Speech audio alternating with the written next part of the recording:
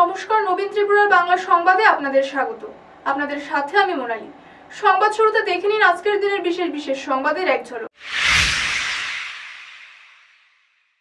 অল্পের জন্য বড়সড় দুর্ঘটনা থেকে রক্ষা পেল মহাকঠিন চিবুরদান মেলা। সাবরুমে রান ফর ইউনিটি আয়োজনে দেশপ্রেমের অনন্য প্রকাশ।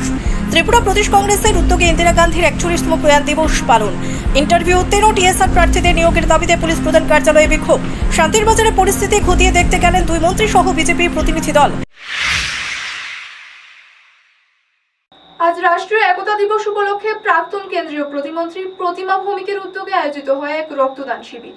তার সরকারি বাসভবনে আয়োজিত এই শিবিরে উদ্বোধক হিসেবে উপস্থিত ছিলেন বিজেপি নেতা সুনীল দেওধর।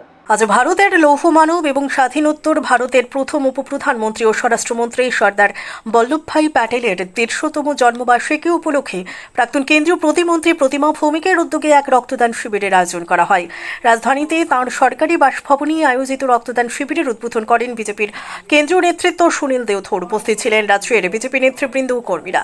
অনুষ্ঠানে বক্তারা সর্দার প্যাটেলের ঐতিহাসিক ভূমিকা তুলে ধরেন। তারা বলেন, স্বাধীন ভারতের অখণ্ডতা রক্ষা এবং ত্রিপুরাকে স্বাধীনোত্তর ভারতবর্ষের অবিচ্ছেদ্য অঙ্গ হিসেবে প্রতিষ্ঠায় সর্দার বল্লভভাই প্যাটেলের অবদান চিরস্মরণীয়। এদিনে সমাজসেবামূলক কর্মসূচির অঙ্গ হিসেবে রক্তদান শিবিরে 40 জনেরও বেশি স্বেচ্ছাসেবকও রক্তদান করেন। অনুষ্ঠানের মাধ্যমে নেতৃবৃন্দ সর্দার প্যাটেলের আদর্শে অনুপ্রাণিত হয়ে দেশ গঠনের কাজে সকলকে অংশগ্রহণের আহ্বান জানান। যেমন বলেছেন ভাই সাহেব যে আজকে লৌহ পুরুষ সর্দার বল্লভভাই প্যাটেলের 150 জন্মজয়ন্তী, এই পুণ্যতিথিতে আমরা রক্তদান শিবিরের আয়োজন করেছি। যারা রক্ত দিতে এসেছেন তাদেরকেও ধন্যবাদ, যারা নিতে এসেছেন তাদেরকেও ধন্যবাদ। আপনারা সাংবাদিক যারা বন্ধুরা রয়েছেন আপনাদেরকেও অনেক অনেক শুভেচ্ছা এবং ধন্যবাদ। যেটা বলেছেন, আজকে আমরা যে ত্রিপুরা ভারতবর্ষের অন্তর্ভুক্ত, এটা লৌহ পুরুষ সর্দার বল্লভভাই প্যাটেলের জন্যই আমরা আজকে ভারতবর্ষের অন্তর্ভুক্ত রয়েছি। কারণ তৎকালীন সময়ে মহারাজার মৃত্যু হয়েছিল বীর বিক্রম কিশোর মাণিক্য বাহাদুরের, কিন্তু ওনার ভিশন ছিল যে যখন দেশে আমরা যাতে ভারতবর্ষের অন্তর্ভুক্ত থাকি। মহারানী কাঞ্চনপ্রভা দেবী একটা কমিটি বানিয়েছিলেন যে ত্রিপুরা কোন দিকে যাবে। এর মধ্যে যতজনের কমিটি ছিল সবাই একজনকে বাদ দিয়ে সবাই বলেছিল যেহেতু আমরা বাংলা ভাষাভাষী, ঢাকা আমাদের কাছে রয়েছে এবং সেই যাতে বাংলাদেশের সঙ্গে বা পাকিস্তানের সঙ্গে অধুনা বাংলাদেশের সঙ্গে যাতে আমাদের অন্তর্ভুক্তি হয়। কিন্তু মহারানী কাঞ্চনপ্রভা দেবীর যে একাগ্রতার কারণে এবং সর্দার বল্লভভাই প্যাটেলের কারণে, কারণ উনি চিঠি লিখেছেন জওহরলাল নেহরুকে, কোনো উত্তর দেয়নি। 3 মাস পরে যখন উনি অ্যাপয়েন্টমেন্ট নিয়ে কাঞ্চনপ্রভা দেবী দিল্লিতে গেছেন, সেই সময় জওহরলাল নেহরু তৎকালীন প্রধানমন্ত্রী ওনাকে কোনো পাত্তাই দেননি যে ত্রিপুরার মতো একটা স্টেট ভারতভুক্তি হবে। তার জন্য ওনার কোনো এমন কোনো 2 বছরের শিশু সন্তান সহ নিখোঁজ এক গৃহবধূ। বুধবার ওই গৃহবধূ তার 2 বছরের পুত্র সন্তানকে নিয়ে স্বামীর বাড়িতে আসার জন্য রওনা দেয়, কিন্তু গৃহবধূ তার স্বামীর বাড়িতে ফিরে আসেনি। 2 বছরের শিশু সন্তানকে নিয়ে নিখোঁজ এক গৃহবধূ। জানা গেছে, গত 4 বছর আগে বিশালগড় থানার অন্তর্গত দুর্গানগর হাসপাতাল টিলা এলাকার আইশান বেগমের বিয়ে হয় গোলাঘাটি বিধানসভার কাঞ্চনমালা এলাকার ইউসুফ আলীর সাথে। বিয়ের পর তাদের ঘরে এক পুত্র সন্তানের জন্ম হয়। তাদের সংসার খুব সুখেরই ছিল। এরই মধ্যে গত 3 থেকে 4 দিন আগে গৃহবধূ আইশান বেগম তার স্বামীর বাড়ি থেকে দুর্গানগর স্থিত বাবার বাড়িতে বেড়াতে যায় 2 বছরের পুত্র সন্তানকে নিয়ে। বুধবার ওই গৃহবধূ তার 2 বছরের পুত্র সন্তানকে নিয়ে স্বামীর বাড়িতে আসার জন্য রওনা দেয়। গৃহবধূর মা ওই গৃহবধূকে গাড়িতে তুলে দিয়ে যায়। এরপর আইশান বেগম আর তার স্বামীর বাড়িতে ফিরে আসেনি। এমনকি তার মোবাইলে ফোন করলে মোবাইল সুইচ অফ দেখায়। বুধবার সন্ধ্যা গনিয়ে আসলেও যখন গৃহবধূর কোনো সন্ধান পাওয়া যাচ্ছিল না, তখন গৃহবধূর বাবার বাড়ির লোকজন সহ স্বামীর বাড়ির লোকজন চিন্তিত হয়ে পড়ে। এদিকে গৃহবধূর স্বামী ইউসুফ আলীর কাজের উদ্দেশ্যে চেন্নাই রয়েছে। অবশেষে বাধ্য হয়ে বৃহস্পতিবার সকালে গৃহবধূর বাবার বাড়ির পক্ষ থেকে বিশালগড় মহিলা থানায় একটি নিখোঁজ ডায়েরি করেন এবং গৃহবধূর বোন বিশালগড় মহিলা থানার সামনে সাংবাদিকদের মুখোমুখি হয়ে গোটা ঘটনাটি তুলে ধরতে গিয়ে পুলিশ প্রশাসনের কাছে আর্জি জানিয়েছেন যেন ওনার বোনকে খুব শীঘ্রই পুলিশ খুঁজে বের করার ব্যবস্থা করে। কারণ আমার বোন একজন মিসিং। কালকে সকাল 10টার সময় আমার বোনের বাড়ি থেকে বাড়িতে কইছে স্বামীর বাড়ি যাবে। স্বামীর বাড়ি হচ্ছে শাকরপুর কাঞ্চনমালা। তো 10টার সময় বাড়ি থেকে বাড়িছে, তো মায়ের না গাড়ি তুলে দেওয়া গেছে। তো তুলে দেওয়ার পরে তারপরে প্রায় 10-15 মিনিট পরে এর মোবাইলে ফোন করছে। ফোন করানোর পরে এর মোবাইল সুইচ অফ গিয়েছিল শাকরপুর কাঞ্চনমালা। আর মা ইচ্ছে দুর্গানগর, বিশালগড় দুর্গানগর থেকে। বাবার বাড়ি এখানে বিশালগড় দুর্গানগর, স্বামীর বাড়ি যাওয়ার উদ্দেশ্যে বাড়ি। থানাতে মিসিংটারই করছে আজকে। পুলিশ কইছে নাম্বার রাখছে, কইছে যে যোগাযোগ করবো, করে সেটা দেখবো সব কিছু। ছোট বোন। আচ্ছা, নাম কি ওই মহিলা? আইচান বেগম। হ্যাঁ, আইচান বেগম। প্রায় 2 বছরের কাছাকাছি বাচ্চা আছে। আচ্ছা, 2 বছরের বাচ্চা। স্বামীর নাম ইসুফ আলী। হ্যাঁ, ইসুফ আলী। ইসুফ আলী। অল্পের জন্য বড়সড় দুর্ঘটনা থেকে রক্ষা পেল সাতচাঁদ ব্লকের কলমবাড়ি মহাকঠিন চিবরদান মেলা। দোল প্রদীপে অগ্নিসংযোগে মুহূর্তে চাঞ্চল্য, তবে ভিক্ষুদের তৎপরতায় পরিস্থিতি নিয়ন্ত্রণে। সাতচাঁদ ব্লকের অন্তর্গত কলমবাড়ি রাঙ্গোবাসী বুদ্ধবিহারে আয়োজিত মহাকঠিন চিবুরদান 2025 অনুষ্ঠানে অল্পের জন্য বড় দুর্ঘটনা এড়ানো গেল। আশ্চর্যজনকভাবে এমন বিশাল ধর্মীয় উৎসবে উপস্থিত ছিল না কোনো প্রশাসনিক কর্মী বা অগ্নি নির্বাপন ব্যবস্থা। বৌদ্ধ ধর্মের নিয়ম অনুযায়ী শনিবার সন্ধ্যায় দোল প্রদীপ জ্বালানোর সময় অনুষ্ঠান স্থলে উপস্থিত ছিলেন শতাধিক ভক্ত এবং দর্শনার্থী। প্রতি বছরের মতো নিয়ম মেনে দোল প্রদীপ আকাশে ওঠানোর পর হঠাৎই দেখা যায় প্রদীপটি উপরে না উঠে নিচের দিকে নামতে শুরু করে।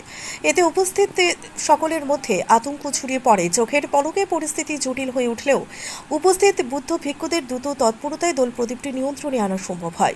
অগ্নিসংযোগের কারণে প্রদীপে আগুন ধরে গেলেও বড় কোনো দুর্ঘটনা ঘটেনি। স্থানীয়রা অভিযোগ তুলেছেন, এত বড় ধর্মীয় অনুষ্ঠানে কোনো প্রশাসনিক নজরদারি বা নিরাপত্তা ব্যবস্থা না থাকা অত্যন্ত উদ্বেগজনক। এলাকাবাসীর দাবি, ভবিষ্যতে এমন অনুষ্ঠান প্রশাসনের পক্ষ থেকে অগ্নি নির্বাপন এবং নিরাপত্তা ব্যবস্থার বিশেষ নজর দেওয়া উচিত। ব্যুরো রিপোর্ট, নবীন ত্রিপুরা। আজ বিলোনিয়া পুরাতন টাউন হল মাঠে বিলোনিয়া পৌরসভার উদ্যোগে অনুষ্ঠিত হয় প্রধানমন্ত্রী আবাস যোজনা 2.0 এর অনুমোদনপত্র বিতরণ অনুষ্ঠান। আজ বিলোনিয়া পুরাতন টাউন হল মাঠে বিলোনিয়া পৌরসভার উদ্যোগে অনুষ্ঠিত হয় প্রধানমন্ত্রী আবাস যোজনা 2.0 প্রকল্পের বেনিফিশিয়ারিদের মধ্যে অনুমোদন পত্র বিতরণ অনুষ্ঠান। প্রকল্পের আওতায় জেলার 2টি পৌরসভা এবং একটি নগর পঞ্চায়েত এলাকার মোট 360 জন উপভোক্তার হাতে আনুষ্ঠানিকভাবে অনুমোদন পত্র তুলে দেওয়া হয়। অনুষ্ঠানে উপস্থিত ছিলেন রাজ্য সরকারের মন্ত্রী শুক্লাচরণ নোয়াতিয়া, দক্ষিণ জেলার সভাধিপতি দীপক দত্ত, দক্ষিণ জেলার জেলা শাসক মোহাম্মদ সাজ্জাদ পি, সমাজসেবী দীপায়ন চৌধুরী সহ অন্যান্য অতিথি বৃন্দ। মন্ত্রী শুক্লাচরণ নোয়াতিয়া তার বক্তব্যে বলেন, প্রধানমন্ত্রী আবাস যোজনা প্রকল্পের মূল লক্ষ্য হল প্রত্যেক পরিবারকে নিজস্ব আবাসন সুবিধা প্রদান করা। তিনি আরও জানান, সরকারের নিরলস প্রচেষ্টায় খুব শীঘ্রই দক্ষিণ জেলার সকল উপযুক্ত পরিবারের জন্য এই প্রকল্পের সুফল পৌঁছে দেওয়া হবে। সভাপতিরা রয়েছেন, স্টল নিয়ে এখানে অংশগ্রহণ করেছেন। পিএম কুসুম, পিএম সূর্যগর থেকে শুরু করে সমস্ত স্টলগুলো নিয়ে যারা এখানে অংশগ্রহণ করেছেন, সবাইকে আমার ব্যক্তিগত পক্ষ থেকে এবং সাউথ ত্রিপুরা জেলা পরিষদের পক্ষ থেকে শুভেচ্ছা এবং অভিনন্দন জ্ঞাপন করছি। পূর্ববর্তী বক্তারা আলোচনা করেছেন আমাদের আজকের যে প্রধানমন্ত্রী আবাস মেলা, এটা ভারতবর্ষের মাননীয় প্রধানমন্ত্রী আবাস যোজনা 2.0, যেটা সারা ভারতবর্ষে উনি 2029 সালের মধ্যে 1 কোটি পরিবারকে, যারা শহরের মধ্যে বসবাস করছেন, দরিদ্র এবং মধ্যবিত্ত পরিবার রয়েছেন, তাদেরকে ঘর নির্মাণ করার জন্য সারা ভারতবর্ষে 1 কোটি পরিবারের জন্য উনি এই সহায়তা এবং এই স্কিম চালু করেছেন। ভারতরত্ন ইন্দিরা গান্ধীর 41তম প্রয়াণ দিবস পালিত হলো ত্রিপুরা প্রদেশ কংগ্রেসের উদ্যোগে। আগরতলায় কংগ্রেস ভবনের সামনে জাতীয় দলীয় পতাকা উত্তোলন সহ মাল্যদান ও শ্রদ্ধাঞ্জলি অনুষ্ঠানে যোগ দেন বিধায়ক বীরজিৎ সিনহা, আশিস কুমার সাহা, সুদীপ রায় বর্মন ও গোপাল চন্দ্র রায় সহ কংগ্রেস নেতৃত্বরা। প্রয়াত প্রাক্তন প্রধানমন্ত্রী ভারতরত্ন ইন্দিরা গান্ধীর 41তম প্রয়াণ দিবস যথাযোগ্য মর্যাদায় পালন করল ত্রিপুরা প্রদেশ কংগ্রেস কমিটি। আগরতলায় প্রদেশ কংগ্রেস ভবনের সামনে অনুষ্ঠিত হয় স্মরণ সভা। অনুষ্ঠানের শুরুতেই জাতীয় পতাকা উত্তোলন করেন বিধায়ক বীরজিৎ সিনহা এবং দলীয় পতাকা উত্তোলন করেন ত্রিপুরা প্রদেশ কংগ্রেস সভাপতি আশিস কুমার সাহা। এরপর প্রয়াত নেত্রীর প্রতিকৃতিতে মাল্যদান করে শ্রদ্ধা নিবেদন করেন উপস্থিত নেতৃত্বরা। অনুষ্ঠানে উপস্থিত ছিলেন বিধায়ক সুদীপ রায় বর্মন, বিধায়ক গোপাল চন্দ্র রায় সহ একাধিক কংগ্রেস নেতাকর্মী। পরে কংগ্রেস নেতৃত্বরা গান্ধীঘাট শহীদ বেদিতে গিয়ে পুষ্পার্ঘ্য অর্পণ করেন। এই উপলক্ষে বক্তারা ইন্দিরা গান্ধীর অবদান ও নেতৃত্ব গুণের কথা স্মরণ করে বললেন, দেশের ঐক্য, অগ্রগতি এবং গণতন্ত্র রক্ষায় তার ভূমিকা আজ অনুপ্রেরণা যোগায় নতুন প্রজন্মকে। ব্যুরো রিপোর্ট, নবীন ত্রিপুরা। 41তম প্রয়াত ইন্দিরা গান্ধী, ভারতবর্ষের প্রথম মহিলা প্রধানমন্ত্রী, প্রিয়দর্শিনী ইন্দিরা গান্ধীর প্রয়াণ দিবসে প্রদেশ কংগ্রেসের পক্ষ থেকে আমরা আজকে প্রধান কার্যালয়ে পতাকা উত্তোলন এবং ইন্দিরা প্রতিকৃতিতে মাল্যদান অর্পণ করে আমরা গান্ধী বেদিতে, সেখানে ইন্দিরাজির যে শহীদ বেদি, ওই বেদিতে আমরা পুষ্পার্ঘ্য অর্পণ করে আজকের যে আমাদের কর্মসূচি, এই কর্মসূচি আমরা প্রারম্ভিক এই অনুষ্ঠান, পরবর্তী সময়ে রক্তদান কর্মসূচি এবং সান্ধ্য অনুষ্ঠান আমাদের উদয়পুরের বাগমা উদয়পুর জেলার নেতৃত্বে সংগঠিত হবে। এই দিনটি আমরা ইন্দিরাজির প্রতি শ্রদ্ধা নিবেদন করি। সারা দেশে আজকে জাতীয় সংহতির যে ইন্দিরাজির যে নিদর্শন যেটা রেখে গেছেন, দেশের অখণ্ডতা, আমাদের ভারতীয়দের তাদের সংহতি রক্ষার্থে যে আত্মবলিদান উনি দিয়েছেন, এটা ভারতবর্ষী আজও স্মরণ করে। প্রধানমন্ত্রী রূপে উনি দেশের উন্নয়ন, দেশের অর্থনৈতিক, বৈদেশিক এবং বিভিন্ন জোলাইবাড়ি কৃষি দপ্তরের উদ্যোগে আলু চাষিদের নিয়ে আয়োজিত হলো এক প্রশিক্ষণ কর্মশালা। কৃষকদের আয় দ্বিগুণ করার লক্ষ্যে সরকারি সহায়তায় প্রশিক্ষণ, বীজ ও আর্থিক অনুদান দেওয়া হয়। কৃষকদের আয় দ্বিগুণ করার লক্ষ্য নিয়ে কাজ করছে রাজ্য সরকার। সেই উদ্দেশ্য সফল করতে জোলাইবাড়ি কৃষি দপ্তরের উদ্যোগে আয়োজিত হলো আলু চাষিদের নিয়ে এক বিশেষ প্রশিক্ষণ কর্মশালা। ধান চাষের পরবর্তী সময় যখন আলু চাষের মৌসুম শুরু হয়েছে, ঠিক সেই সময় এই প্রশিক্ষণ কর্মশালা কৃষকদের জন্য হয়ে উঠেছে যথেষ্ট উপযোগী। জোলাইবাড়ি কৃষি দপ্তরের তত্ত্বাবধায়ক শ্রীরাম দাস জানান, এবছর আলু চাষের সংখ্যা বিগত বছরের তুলনায় উল্লেখযোগ্যভাবে বৃদ্ধি পেয়েছে। 3টি কেন্দ্রে মোট 450 জন আলু চাষিকে নিয়ে এআরসি পদ্ধতিতে উন্নত মানের আলু চাষের উপর প্রশিক্ষণ প্রদান করা হয়। এর মধ্যে 400 জন কৃষককে 40 থেকে 45 কেজি করে আলুর বীজ দেওয়া হবে, আর 50 জন কৃষককে দেওয়া হবে 500 কুড়ি আলুর চারা। পাশাপাশি প্রত্যেক চাষিকে 3000 টাকা করে সরকারি আর্থিক সাহায্য প্রদান করা হবে। শ্রী দাস আরও জানান, কৃষি দপ্তরের মূল লক্ষ্য হল ফলন বৃদ্ধি করে আলু চাষিদের আয় দ্বিগুণ করা। প্রশিক্ষণ কর্মশালায় নাগিছড়া কৃষি দপ্তরের 2 জন অভিজ্ঞ প্রশিক্ষক আলু চাষের আধুনিক পদ্ধতি এবং রোগ প্রতিরোধ সম্পর্কে বিশদভাবে দিক নির্দেশনা করেন। এই অনুষ্ঠানে উপস্থিত ছিলেন Jolaibari block BSC chairman Ashok মুখ, পঞ্চায়েত সমিতির চেয়ারম্যান তাপস দত্ত, কৃষি দপ্তরের তত্ত্বাবধায়ক শ্রীরাম দাস এবং এগ্রি স্ট্যান্ডিং কমিটির প্রেসিডেন্ট জয়দেব দত্ত দাস সহ অন্যান্য কর্মকর্তারা। মহকুমা ভিত্তিক এআরসি আলু চাষ পদ্ধতি নিয়ে 450 জন কৃষকের মধ্যে মোট 3টা জায়গাতে 3টা এগ্রিকালচার সেক্টরে আমরা প্রশিক্ষণ শিবিরের আয়োজন করেছি। এই প্রশিক্ষণ শিবিরে আমাদের সঙ্গে আজকে দেবদারুতে আমাদের মাননীয় মন্ত্রী শ্রী শুক্লাচরণ নমতিয়া স্যার উপস্থিত থাকার কথা ছিলেন। ওনার অন্য একটা প্রোগ্রাম থাকাতে স্যার আসতে পারেনি। ওনার মাঠ প্রদর্শনে আমরা কৃষকদের উদ্দেশ্যে কাজ করছি।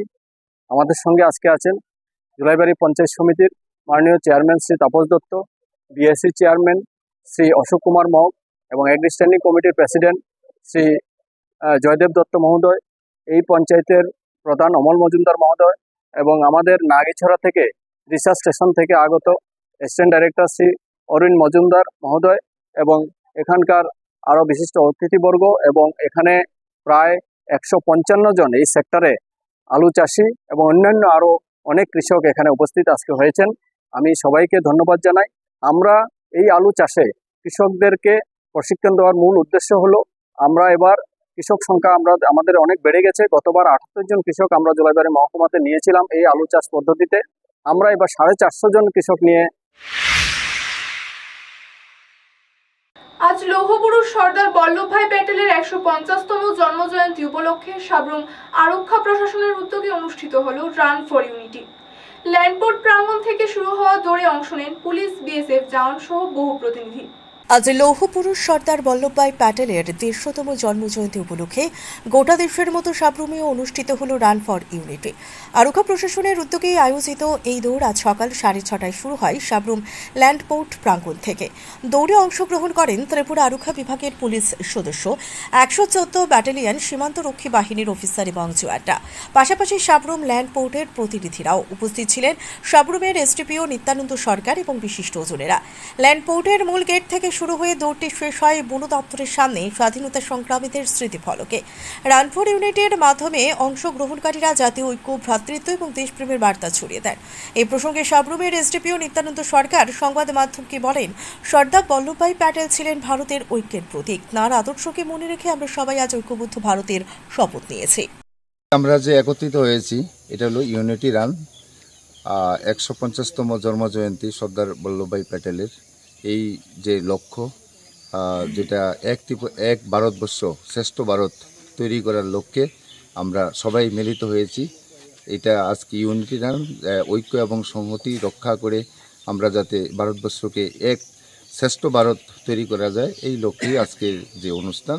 আমরা এখান থেকে ল্যান্ডপুর থেকে এখানে আমাদের মাননীয় এক্স এমএলএ মহোদয় আছেন, আমরা ল্যান্ডফোর্ট অথরিটি আছেন, আমাদের পুলিশ, বিএসএফ, তারপরে ল্যান্ডফোর্টের যে কর্মীরা, সবাই মিলে আমরা একত্রিতভাবে আজকে এই যৌথভাবে আমরা এই রানটা এখান থেকে শুরু করব। রাষ্ট্রীয় একতা দিবস উপলক্ষে শান্তিরবাজার থানা ও মনপাথর আউটপোস্টের যৌথ উদ্যোগে আয়োজিত হলো এক দৌড় প্রতিযোগিতা। পুলিশ, টিএসআর ও স্থানীয় যুবকেরা অংশ নেন এই প্রতিযোগিতায়। রাষ্ট্রীয় একতা দিবস উপলক্ষে আজ শান্তিরবাজার থানা প্রাঙ্গণে এক দৌড় প্রতিযোগিতার আয়োজন করা হয়। শান্তিরবাজার থানা এবং মনপাথর আউটপোস্টের যৌথ উদ্যোগে অনুষ্ঠিত প্রতিযোগিতায় অংশ নেয় পুলিশ, টিএসআর কর্মী এবং স্থানীয় যুবকরা। শান্তিরবাজার থানার ওসি রাজু দত্ত এবং মনপাথর আউটপোস্টের ওসি জয়ন্ত দাসের নেতৃত্বে আয়োজিত দৌড় প্রতিযোগিতা শান্তিরবাজার থানার প্রাঙ্গণ থেকে শুরু হয়ে মহকুমা শাসকের কার্যালয়ে ঘুরে পুনরায় থানায় গিয়ে শেষ হয়। এই প্রতিযোগিতায় মোট 60 জন প্রতিযোগী অংশগ্রহণ করেন। এই প্রসঙ্গে শান্তিরবাজার থানার ওসি রাজু দত্ত জানান, রাষ্ট্রীয় একতা দিবসের মূল বার্তা ঐক্য এবং সংহতি ছড়িয়ে দিতে আমরা এই প্রতিযোগিতার আয়োজন করেছি। ভবিষ্যতেও এমন জনসংযোগমূলক কর্মসূচি অব্যাহত থাকবে। তিনি আরও জানান, আগামী দিনে থানায় আয়োজিত কালীপুজোর অনুষ্ঠানে দৌড় প্রতিযোগিতায় প্রথম, দ্বিতীয় এবং তৃতীয় স্থানাধিকারীদের পুরস্কৃত করা হবে। ব্যুরো রিপোর্ট, নবীন ত্রিপুরা।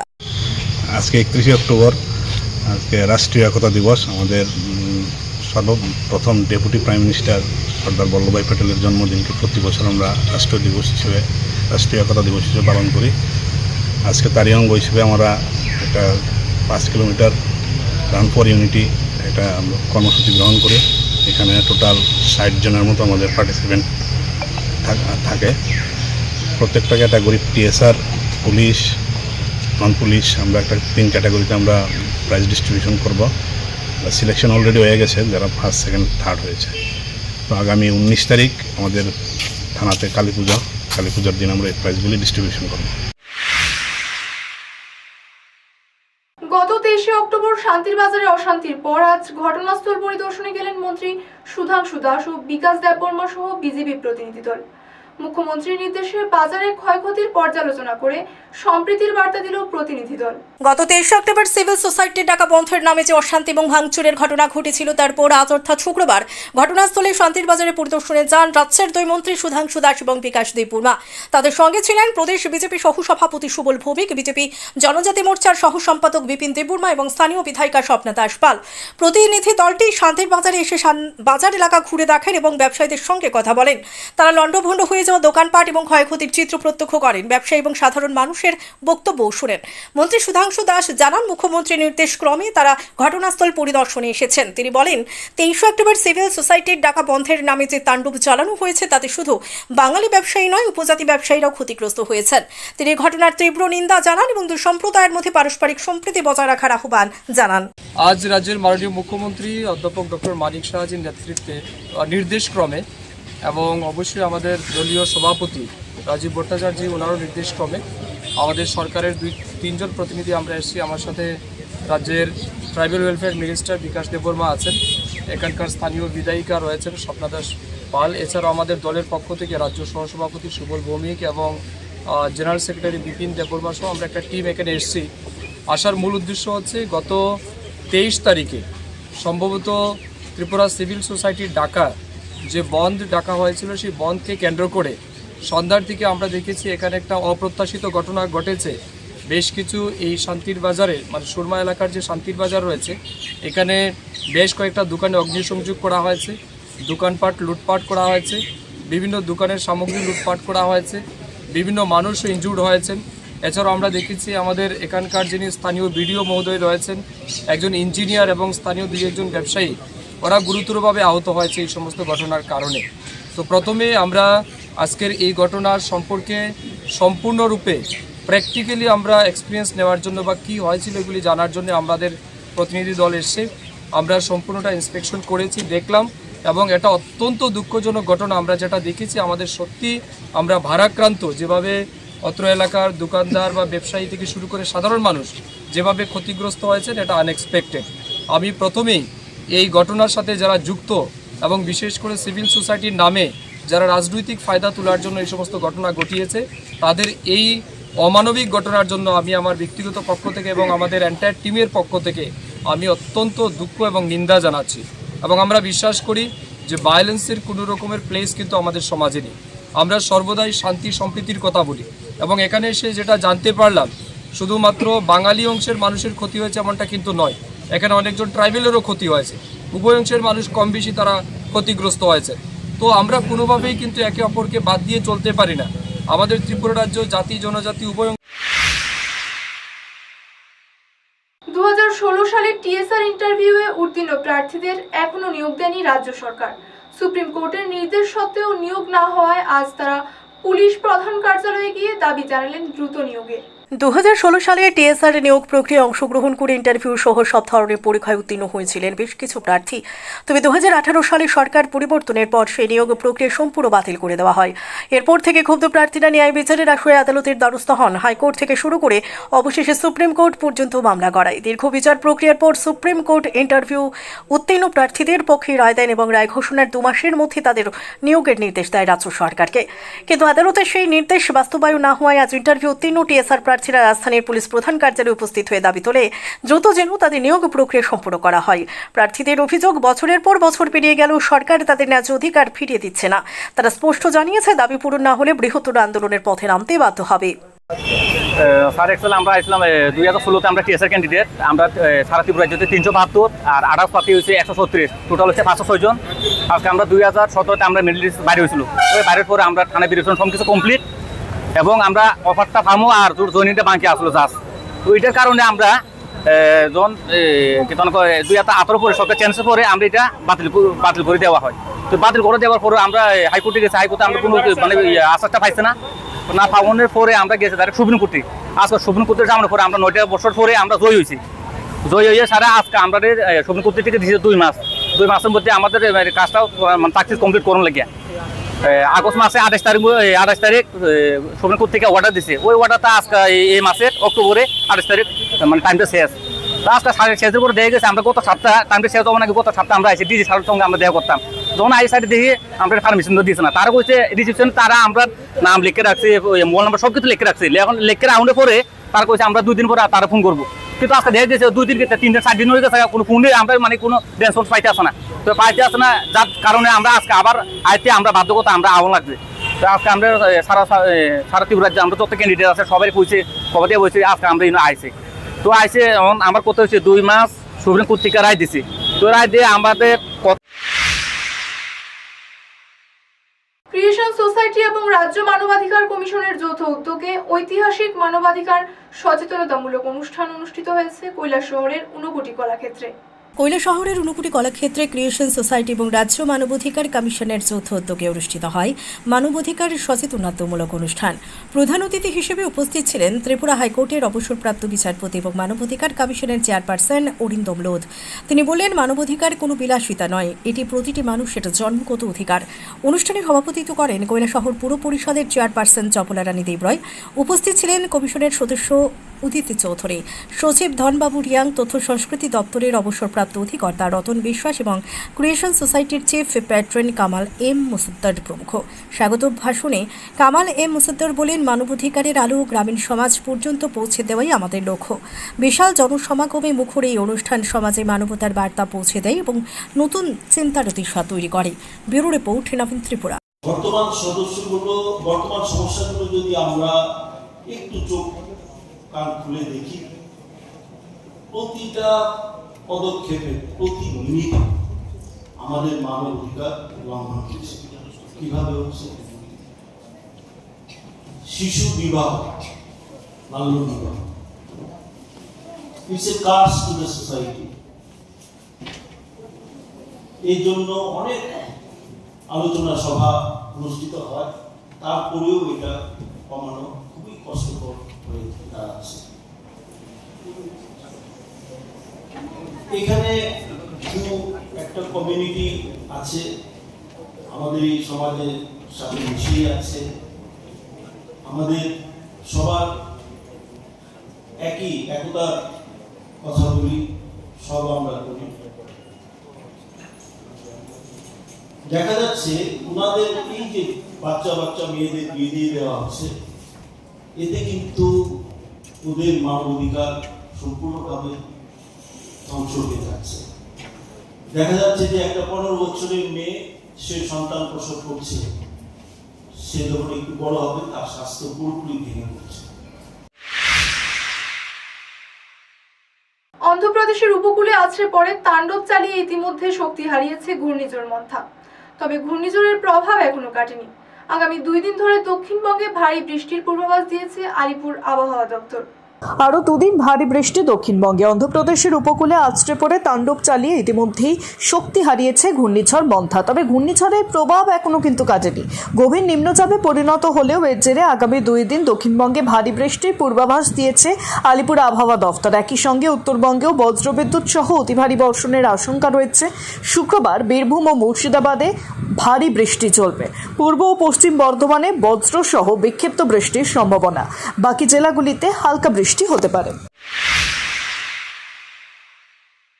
এখনকার মতো বাংলার সংবাদ এই পর্যন্ত। পরবর্তী সংবাদ দেখার আমন্ত্রণ জানিয়ে বিদায় নিচ্ছি।